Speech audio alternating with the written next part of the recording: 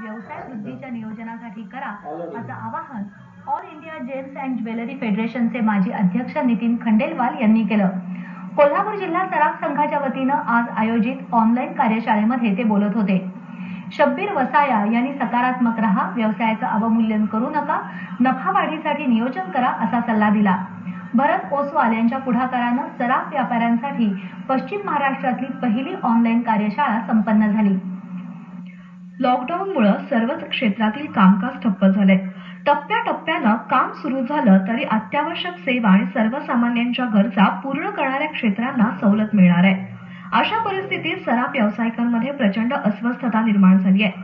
या पार्श्वभूमीवर सराफ व्यावसायिकांना मार्गदर्शन करून भविष्यातील वाटचाली संबंधी सल्ला देण्याच्या हेतूनं कोल्हापूर जिल्हा सराफ संघाचे अध्यक्ष भरत ओसवाल यांनी आज ऑनलाईन कार्यशाळा आयोजित करण्याचा निर्णय घेतला। दुपारी 4 वाजता झूम ॲपवर ही कार्यशाळा सुरू झाली।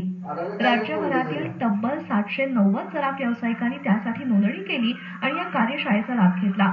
All India gems and jewellery फेडरेशनचे माजी अध्यक्ष नितीन खंडेलवाल म्हणाले, सध्याची परिस्थिती सराफ व्यवसायासाठी पोषक नसली तरी या व्यवसायाला 5000 वर्षांहून अधिकचा इतिहास आहे।